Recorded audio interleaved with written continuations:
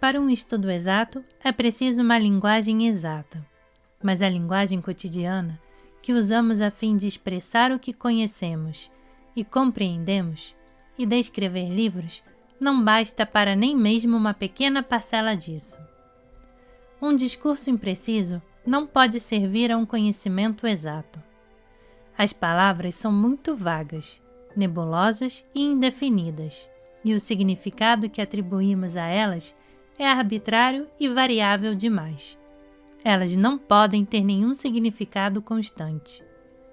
Mas não temos maneira de indicar o significado e a nuance específicos atribuídos a cada palavra, ou seja, a relação com que as palavras são utilizadas por nós.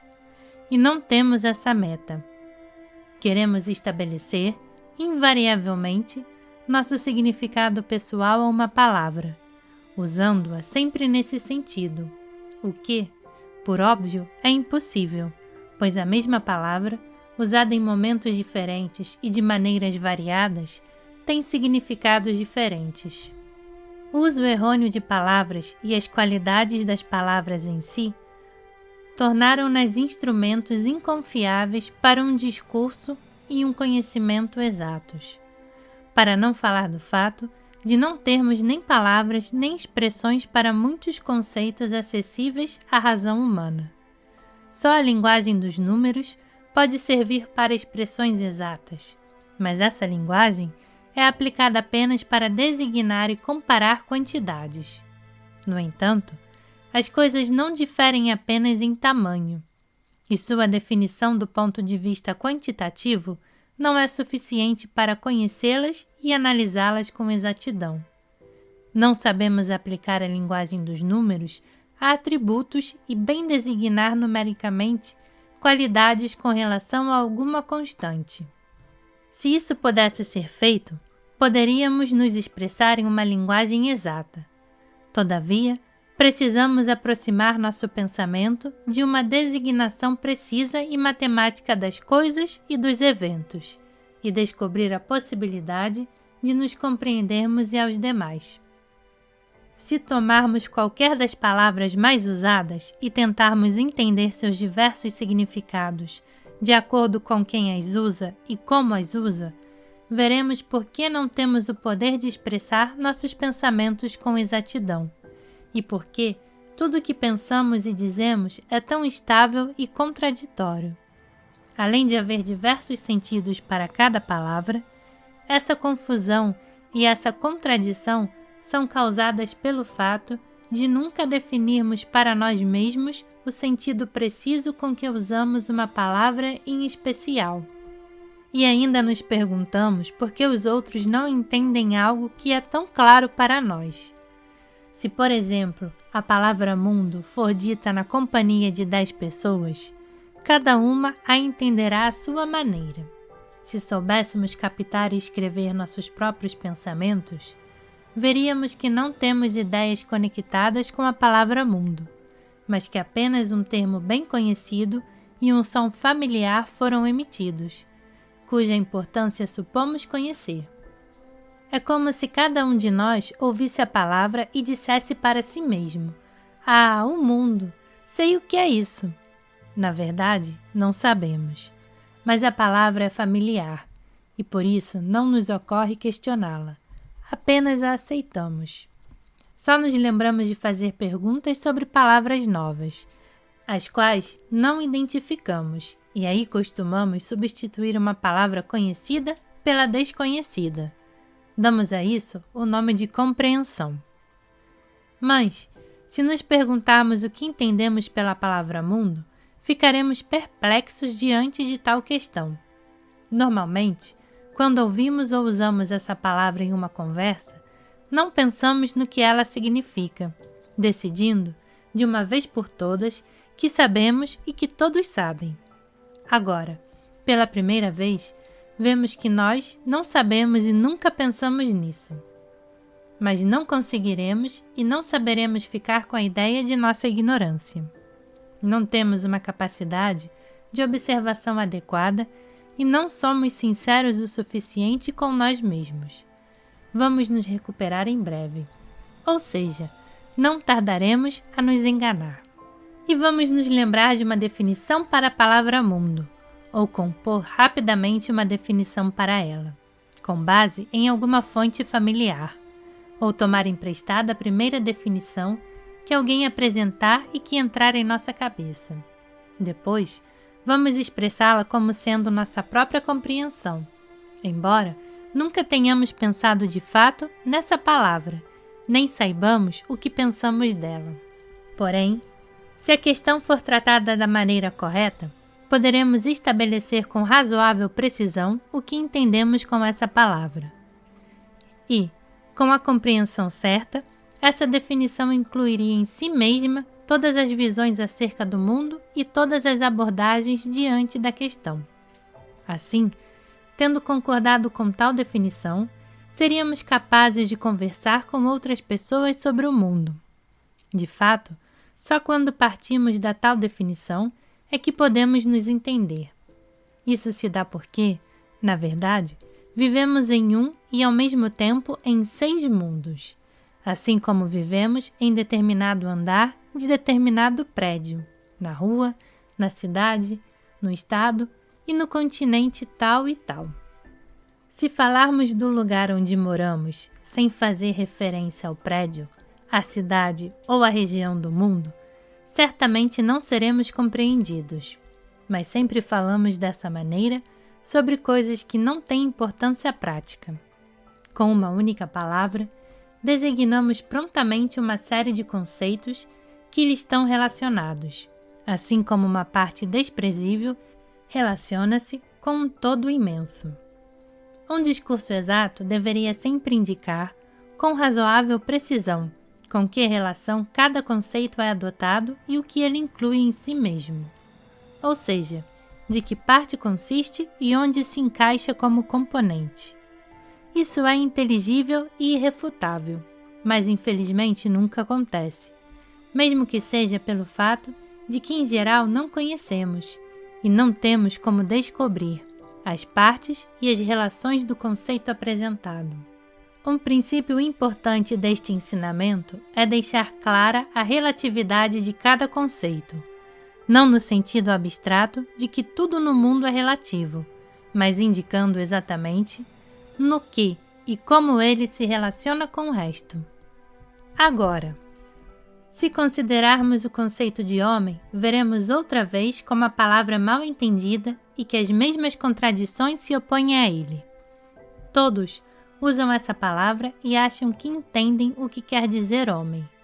Mas, na verdade, cada um compreende esse conceito à sua própria maneira, e todos de maneira diferente.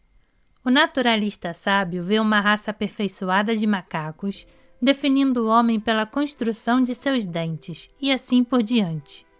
O religioso, que acredita em Deus e em uma vida futura, vê no homem sua alma imortal confinada ao envelope terrestre perecível, cercado por tentações que o levam a perigos. O economista considera o homem uma entidade produtiva e consumidora, e assim por diante. Todas essas visões parecem totalmente opostas entre si, contradizendo-se e sem pontos de contato. Ademais, a questão se complica pelo fato de vermos muitas diferenças entre as pessoas, tão grandes e tão nitidamente definidas que, em geral, parece estranho usar um único termo, homem, para referir-se a todos esses seres diferentes. E se, diante de tudo isso, perguntarmos-nos o que é o homem, veremos que não podemos responder a essa questão. Nós não sabemos. As definições não são suficientes, seja em termos anatômicos, fisiológicos, psicológicos ou econômicos, pois relacionam-se igualmente com todos os aspectos sem permitir a distinção por meio de diferenças visíveis. Apesar de nosso depósito de informações bastar para determinarmos o que é o homem, não sabemos como tratar a questão de forma simples. Nós mesmos complicamos e confundimos a questão. Para este ensinamento, define-se homem como ser que pode fazer, ou seja, agir conscientemente segundo sua própria vontade. Não podemos encontrar uma definição mais completa. Os animais diferem das plantas pelo poder da locomoção. E embora um molusco preso a uma rocha e certas algas marinhas capazes de se mover contra a corrente pareçam violar esse princípio, mesmo assim, a lei é verídica. Uma planta não caça comida, não evita uma colisão, nem se esconde de seu perseguidor. O homem difere do animal pela capacidade de agir com consciência, pela capacidade de fazer. Não podemos negar isso e vemos que essa definição satisfaz todos os requisitos. Permite-nos isolar o homem de outros seres que não têm o poder de agir conscientemente e, ao mesmo tempo, diferenciar uma pessoa de acordo com o grau de consciência em sua ação. Sem exagero, podemos dizer que todas as diferenças que nos destacam de outras pessoas podem ser reduzidas a diferenças na consciência de suas ações. Elas parecem variar muito porque as ações de algumas delas são, segundo a nossa opinião, profundamente conscientes, enquanto as ações de outras são tão inconscientes que parecem até superar a inconsciência das pedras, as quais, pelo menos, reagem de modo correto a fenômenos exteriores. A questão é complicada porque, de modo geral, a mesma pessoa nos mostra, ao lado do que parecem ser atos de vontade inteiramente conscientes, outras reações bem inconscientes, animais ou mecânicas. Por isso, o homem nos parece um ser extraordinariamente complicado. Este ensinamento nega essa complicação e põe-nos diante de um paradoxo difícil. O homem é aquele que pode fazer, mas, entre as pessoas comuns, bem como entre as consideradas extraordinárias, não há ninguém que possa fazer. Na vida pessoal, familiar e social, na política, na ciência, na arte, na filosofia e na religião, tudo, do começo ao fim, está feito. Ninguém pode fazer nada. Se duas pessoas, ao começarem uma conversa sobre o homem, concordarem em chamá-lo de um ser capaz de ação, de fazer, elas irão se entender. Deixaremos bem claro o que significa fazer, algo que requer um elevado grau de existência e de conhecimento. Em geral, nem sequer compreendemos o que significa fazer, pois em nosso próprio caso, e no dos que nos rodeiam, tudo está sempre feito, e tem sido sempre feito. A pessoa que dorme não pode fazer. Com ela, tudo é feito no sono. Aqui o sono é entendido não no sentido literal do sono orgânico, mas no sentido de um estado de existência associativa. Antes de tudo, precisamos despertar. Tendo despertado, veremos que, tal como somos, não podemos fazer. Então, teremos de morrer voluntariamente e renascer. Renascidos, deveremos crescer e aprender. Depois de termos crescido e aprendido, seremos capazes de fazer. A ideia de que o homem não pode fazer e de que tudo está feito nele coincide com a ciência positivista. De acordo com essa visão, o homem é um mecanismo complicado que se desenvolveu por meio da evolução a partir do organismo mais simples e é capaz de reagir de maneira complexa a impressões externas. Essa capacidade de reação é tão complicada e a reação em resposta pode ser tão distante da causa que a produziu que as ações da pessoa, ou ao menos uma parte delas, parecem a um observador ingênuo, voluntárias e independentes. Na verdade, o homem não é capaz sequer da menor ação independente ou espontânea. Todo ele nada é senão o resultado de influências externas. O homem é um processo, uma estação transmissora de forças. Se imaginarmos uma pessoa privada, desde o nascimento, de qualquer impressões, com a vida preservada por algum milagre, essa pessoa não seria capaz de um único movimento ou de uma só ação. Na verdade, essa pessoa não poderia viver, pois não poderia nem respirar nem comer. A vida é uma série complicada de ações: respiração, alimentação, troca de matérias, crescimento de células e tecidos, reflexos, impulsos nervosos e assim por diante. Em uma pessoa sem impressões externas, nada disso seria possível, e é evidente, ela não conseguiria realizar ações consideradas voluntárias e conscientes. Logo, do ponto de vista positivista, o homem só difere dos animais pela maior complexidade de suas reações diante de impressões externas e por um intervalo maior entre impressão e reação. Mas o homem, como os animais, é incapaz de ter suas próprias ações independentes, e o que chamamos de vontade no homem nada mais é do que o resultado de seus desejos. Essa visão é claramente positivista, mas há uns poucos que a afirmam de modo sincero e consistente. Na verdade, muitos, embora afirmem a si mesmo e aos demais que estão baseados em uma cosmovisão positivista estritamente científica, apoiam uma mescla de teorias. Aceitamos a visão positivista das coisas só até certo ponto, até ela começar a ficar muito austera, oferecendo pouco consolo. Por um lado, admitimos que todos os processos físicos e psíquicos do homem são meros reflexos, mas ao mesmo tempo presumimos certa consciência independente, certo princípio espiritual, o livre-arbítrio.